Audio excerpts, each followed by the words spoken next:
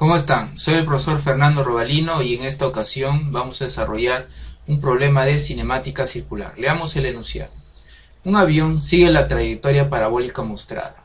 Si la componente vertical de su velocidad es constante, me piden que determine para la posición de y igual a 100 metros, en primer lugar, la magnitud de su velocidad, luego el valor de su aceleración y por último el radio de curvatura.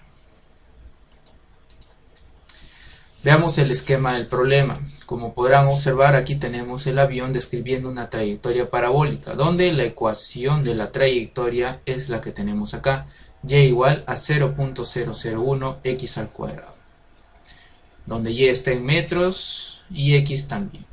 Además, la componente vertical de la velocidad del avión es de 10 metros por segundo y es constante. Además, si y es igual a 100 metros, vamos a determinar primero el valor de la velocidad, luego vamos a determinar el valor de la aceleración y por último vamos a encontrar el radio de curvatura. Esto sería el planteamiento del problema. Desarrollemos el ejercicio. Vamos a reemplazar en la ecuación de la trayectoria y igual a 100. Esto nos va a permitir encontrar x. Simplemente calculamos y x vendría a ser 316.2 metros. Ahora, si queremos la componente y de la aceleración, basta con derivar la componente y de la velocidad respecto al tiempo. Pero en el problema nos dicen que esta componente y de la velocidad es constante, por eso la derivada nos sale 0. Ahora, cuando derivamos a y respecto de t, ¿sí?, vamos a encontrar la componente y de la velocidad. Pero, como se podrá observar, aquí y no depende de t, sino depende de x. Es por eso que es necesario que utilicemos la regla de la cadena. Primero vamos a derivar la ecuación respecto de x, y a eso le vamos a multiplicar por la derivada de x respecto de t, pero esto es la componente x de la velocidad. Entonces, como la componente y de la velocidad según el problema es 10, ¿no?, y esto es igual a 0.02 x por la componente x de la velocidad, esto vendría a ser nuestra ecuación 1. Simplemente reemplazando el x que se encontró hace un momento, cuando y era igual a 100, entonces tenemos acá 316.2. ¿Sí? Eso vendría a ser el x que se encontró hace un momento.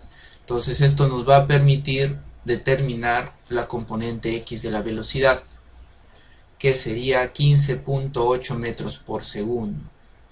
Ahora, como ya conocemos la componente x de la velocidad y la componente y, que es 10, es constante, podemos encontrar el valor de la velocidad, o sea, la rapidez, aplicando el teorema de Pitágoras. Este valor es de 18.7 metros por segundo. Ahora, de la ecuación 1, lo que vamos a hacer es proceder a derivar. Si derivamos 10, como es una constante, esto es 0. Vamos a derivar respecto del tiempo a esta ecuación. Aquí tenemos el producto de x por la componente x de la velocidad, el producto de dos funciones. Entonces primero derivamos a x y aquí está. Al derivar x tenemos la componente x de la velocidad. Este queda sin derivar. Ahora no derivamos a x y derivamos a la velocidad y obtenemos la componente x de la aceleración. Ahora lo que vamos a hacer simplemente es reemplazar en nuestra ecuación. ¿Sí? Ya tenemos la componente x de la velocidad de 15.8, se halló hace un momento. Además tenemos x, ¿sí?, que es de 316.2, que también se halló hace poco. Y esto nos va a permitir encontrar la componente x de la aceleración, que es igual a menos 0.78 metros por segundo al cuadrado. Ahora, si queremos el valor de la aceleración, sería simplemente el valor absoluto de esto, o sea 0.78 metros por segundo cuadrado.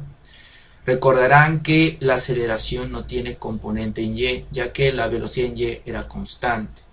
Ahora hacemos un gráfico. Aquí tenemos el vector velocidad, sus componentes x 15.8 y y 10. Y la aceleración es un vector que apunta hacia la parte negativa de x. Aquí está el vector de color verde. Lo que vamos a hacer es descomponer este vector de color verde en un vector paralelo a la velocidad y uno perpendicular. El que es paralelo a la velocidad sería la aceleración tangencial y el que es perpendicular sería la aceleración centrípeta, aceleración normal o, si prefieren, aceleración radial.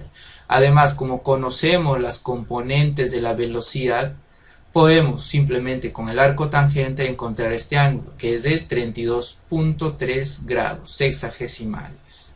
Además, por opuestos por el vértice, este ángulo también tendría que ser 32.3 grados. Eso nos va a permitir descomponer la aceleración. La aceleración tangencial, según el gráfico, sería el vector que es adyacente al ángulo, o sea, utilizaremos coseno. Y la aceleración centrípeta vendría a ser el opuesto, o el vector opuesto al ángulo, ¿no? Utilizaremos el seno en ese caso. Entonces, la aceleración centrípeta sería 0.78 seno de 32.3 grados, eso nos da 0.4 metros por segundo cuadrado. Bueno, ahora, con esta aceleración centrípeta y recordando la fórmula, que aceleración centrípeta es igual a la rapidez al cuadrado sobre el radio de curvatura, simplemente despejamos el radio de curvatura, reemplazamos la rapidez anteriormente hallada, el valor de la velocidad de 18.7, llevamos al cuadrado, y la aceleración centrípeta que se encontró que es de 0.4 metros por segundo cuadrado. Esto nos va a dar un radio de curvatura de 874 metros. Bueno, hemos llegado al final del ejercicio. Nos vemos en el próximo video. Gracias.